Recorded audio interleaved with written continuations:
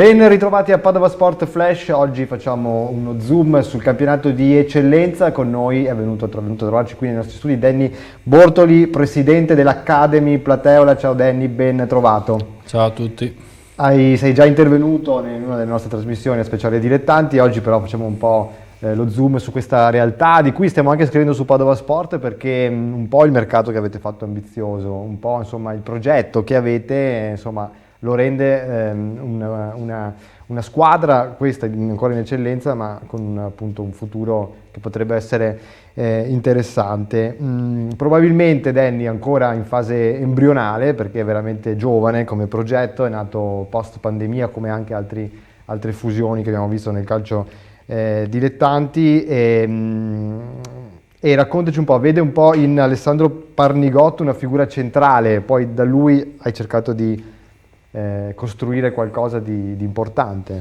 Sì, certo, diciamo che noi fino al 15 luglio eravamo in prima categoria, poi c'era... Con il nome, scusami, Plateola. Plateola, esatto, il nome era stato lo stesso e poi così d'improvviso il 15 luglio c'è stata insomma alcune telefonate con Ottoboni, col patrono Ottoboni, che era presidente, lo ricordiamo, del Castelbaldo Masi, altra società ambiziosa che poi però ha cambiato, lui stesso ha cambiato poi territorio, no? Esatto, e quindi abbiamo trovato un accordo proprio veramente veloce, siamo riusciti a prendere una categoria che dobbiamo dire che sulla carta è difficile da raggiungere se si pensano a quanti investimenti bisogna fare per raggiungere l'eccellenza, e abbiamo pensato di portare a Piazzola questa esperienza.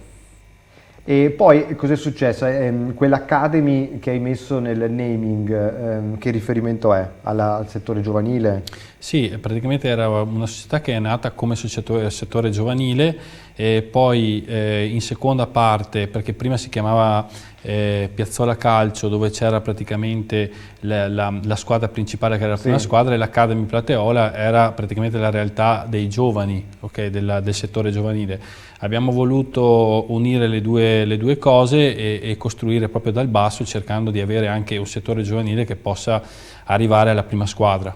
E questo diciamo che è un po' sono le fondamenta per un progetto che duri nel tempo. Stiamo vedendo intanto qualche immagine del match contro l'Arcella, la partitissima che avete vinto, tra l'altro contro l'ex capolista. Abbiamo messo il servizio su Padova Sport, ma ti volevo anche chiedere però un flash su di te, perché sei un ex calciatore, ancora giovane, potresti ancora giocare. In eccellenza qualcuno della tua età ancora si trova al limite, ma anche nella doppia veste di imprenditore. Certo, e cosa dirti che io sono partito da Camisano, ho fatto tutte le giovanili sul settore giovanile del Camisano, ho raggiunto la prima squadra a 17 anni, ho esordito in promozione, poi ho fatto un'esperienza a Vicenza, nelle giovanili del Vicenza poco prima. In quel periodo ho avuto una richiesta del Santa Maria di Camisano, dove avevo come direttore sportivo il DS mio attuale Bagnara, Mirko, e ho fatto diversi campionati di eccellenza, di promozione, ho sfiorato l'eccellenza tramite uno spareggio con la Virtus, che poi di Gigi Fresco, che poi ha fatto una scalata impressionante ed è arrivato dove adesso conosciamo. Potrebbe essere anche un modello per sì, diciamo che il futuro. È stato una cosa ben costruita, che loro sono partiti dal basso e hanno raggiunto, possiamo dire, l'elite del calcio. Sì, quindi insomma il calcio nel sangue, e questo ti dà anche una visione comunque importante anche sulla squadra, con grande consapevolezza anche di quello che stai facendo. Hai già cambiato un allenatore, tra l'altro. Certo, prima eravamo partiti con Paolo Antonioni, che ce l'avevo, che era tra l'altro ex Castelbaldo. Esatto, era un ex Castelbaldo Masi, aveva ben fatto a Masi l'anno dell'eccellenza, erano arrivati secondi classificati, dopo il Covid ha interrotto il campionato. Ed è arrivato da noi che eravamo in prima categoria, avevamo fatto molto bene perché nelle prime 8 partite avevamo fatto 7 vittorie, e quando è ricominciato il campionato avevamo pensato che era l'idea giusta di ridare fiducia al mister. Sì, effettivamente è stata una decisione razionale, però è anche vero che poi ogni categoria ha le sue dinamiche, e poi magari Ci sono anche degli allenatori che hanno l'etichetta di essere allenatori di promozione, di eccellenza, e quindi tra l'altro, chiudo, siete arrivati a un profilo di grande livello per la categoria. Sì, diciamo che ci abbiamo pensato molto prima di sostituire l'allenatore, infatti siamo arrivati alla fine del girone di andata, perché era giusto dare le possibilità a mister Antonioli di esprimere insomma, il proprio calcio. A un certo punto abbiamo dovuto prendere una decisione, perché per noi è troppo importante mantenere la categoria, visto che l'abbiamo acquisita da poco, era troppo importante e volevamo dare una svolta anche al gruppo. Abbiamo sentito Zattarin.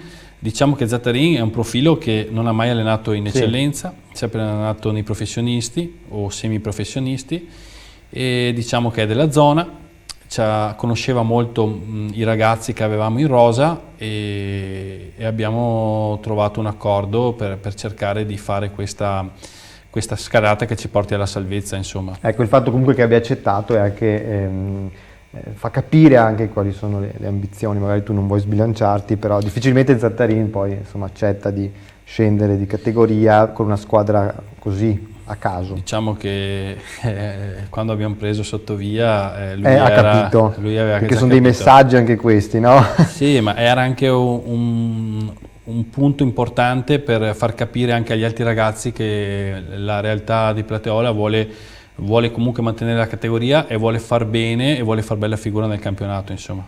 Campionato, come dicevi, comunque complicato rispetto ai pronostici di inizio stagione. Forse il Bassano è la grande incompiuta, la delusione, però Arcella e Giorgione invece hanno mantenuto le promesse e sono lì sopra. Tra l'altro, se non sbaglio, voi giocherete contro Giorgione, se non sbaglio. Sì, allora diciamo che io fortunatamente le ho viste tutte queste compagini. Devo dire che anche il Bassano, che abbiamo incontrato 10 giorni fa, è una squadra molto quadrata e penso che perderà molte poche partite nel girone di ritorno. Abbiamo incontrato anche l'Arcella, Sì. che all'andata, devo dire, abbiamo fatto un 0-0 con qualche dubbio, nel senso che comunque alla fine c'era un rigore che poteva cambiare il risultato a nostro favore. E devo dire che non abbiamo sfigurato né col Giorgione, perché abbiamo pareggiato sia a Giorgione, né con la Godigese, che secondo me è una squadra molto quadrata. Devo dire che se devo dirti qual è la squadra che secondo me è più strutturata per raggiungere la vittoria del campionato, io la vedo il Giorgione, perché diciamo che alla lunga anche l'allenarsi al pomeriggio può avere un'impronta molto importante sul proseguo del campionato, e due, diciamo che ha anche una storia. Esatto, ha una storia, ha uno stadio, ha struttura, e penso sia importante questa cosa. Ecco, però possiamo dire, voi siete partiti in ritardo, visto la fusione nella costruzione della squadra, sapendo anche di avere queste avversarie, avete messo in conto, immagino, un anno di rodaggio. Sì, diciamo che, come ti dicevo prima, partendo il 15 luglio a fare una formazione che era praticamente predisposta per la prima categoria, era difficile pensare di iniziare forti. È vero anche che io sono ambizioso e ho chiesto subito a mister Antonioli di cercare di ben figurare in questo campionato. Diciamo che abbiamo raccolto molto poco nel girone di andata, perché non abbiamo perso molte partite, perché alla fine, fino alla penultima di campionato, eravamo la seconda miglior difesa, e comunque avevamo perso solo 3 partite, avevamo molti pareggi. Questo è indice che qualcosa mancava lì davanti, e infatti abbiamo investito su Sottovia, perché Sottovia, che è stato il grande colpo del mercato di riparazione, tra virgolette, per voi è stato qualcosa di più. Esatto. E invece il nostro amico Petrilli come si sta comportando? Allora, Nicola è un ragazzo eccezionale. Diciamo che nella prima parte di stagione noi non l'abbiamo mai avuto per infortunio. Ha fatto la prima partita e poi ha avuto un infortunio al ginocchio che l'ha tenuto lontano dal campo. Nicola è, sia in spogliatoio che in campo, è un professionista per me. È un ragazzo che di 1000 qualità, ha sempre l'ultima parola, sa sempre tenere il gruppo unito, quindi lui, come Lelli e come Sottovia, ma anche lo stesso Brian Costa, che è arrivato da poco, che era all'Udinese fin pochi giorni fa, ci ha dato un'ossatura importante alla squadra, anche come carattere all'interno dello spogliatoio. Allora, facendo un po' uno sguardo sulle altre realtà del territorio, c'è molto fermento nell'Alta Padovana con diversi progetti che stanno nascendo, tra cui ovviamente il vostro. La consideri un po' una concorrenza, perché poi comunque le risorse del territorio vengono un po' divise, o uno stimolo magari per fare meglio? Ma diciamo che io nasco da Camisano, come ti ho detto, no? A Camisano è stato fatto un progetto importante dove tutte le squadre hanno l'elite e anche lì intorno c'era molta concorrenza fino a poco tempo fa, poi sai, la pandemia e anche la situazione ha un po' frenato un po' tutte le formazioni, no? Dico che ci sono tanti progetti importanti, bisogna capire dopo se la continuità, chi avrà la continuità, chi avrà anche fortuna, perché devo dire la verità che a volte si investe molto e si raccoglie poco. Io dico la verità che anche Bassano, no? Una realtà importante, ha investito molto e per quello che ha investito fino ad ora ha raccolto veramente poco. Quindi, poi se nasce male una stagione è difficile esatto, quindi è difficile alla lunga vedere chi la spunterà, però è importante avere delle idee, dei progetti da portare avanti. Di avere delle basi solide, delle strutture anche, perché abbiamo visto l'esempio di Castelbaldo, grandi idee, grandi ambizioni, ma poi è crollato, è imploso il progetto anche per via della mancanza di strutture, quindi questo è un dato importante. Va bene Dani, un'ultima domanda per chiudere questo Padova Sport Flash, te la volevo fare, però per essere un po' più concreti su qual è il vostro punto d'arrivo. Immagino che avete in mente dove volete arrivare, intanto la Serie D potrebbe essere un palcoscenico giusto? Diciamo che noi oggi il problema più grande sono le strutture, come hai detto te, no? Noi abbiamo 4 campi a Piazzola, di cui però praticabile per fare un eventuale salto di categoria neanche uno. Okay? Anche domenica scorsa abbiamo dovuto andare a Curtarolo per cercare di avere un campo idoneo per fare la categoria. Anche perché era una partita molto sì, anche perché il mister quando prepara le partite vuole dei campi a posto e il comune ci ha promesso che in quest'estate che viene ci farà insomma una struttura adeguata. E, diciamo che oggi come oggi ti dico che raggiungere i 30 punti per raggiungere la salvezza è la cosa più importante, però dico la verità che di rimonte ne abbiamo viste tante, no?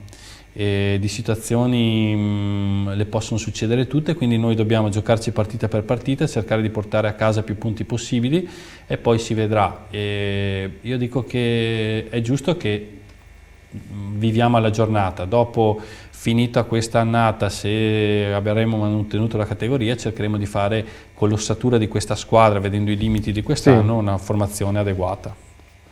Bene, allora in chiusura facciamo vedere anche la maglia che hai portato, che ha un dettaglio interessante perché il giallo-verde è il vostro colore. Questa è la prima maglia, possiamo dire. Perché diciamo che abbiamo questa giallo-verde. È giallo-verde, ma c'è un dettaglio interessante perché qui siamo a Piazzola sul Brenta e quindi insomma, il richiamo alla villa è ovviamente d'obbligo e quindi è anche molto bella la maglia. Sì, esatto, perché diciamo che Piazzola ha una piazza importante, no? Dove si vede Villa Contarini e quindi abbiamo voluto insieme al comune a dare importanza al nostro paese e cercare di far capire che, perché tante volte non ti tolgo una cosa, che andavamo in giro per i campi, ma Plateola dov'è?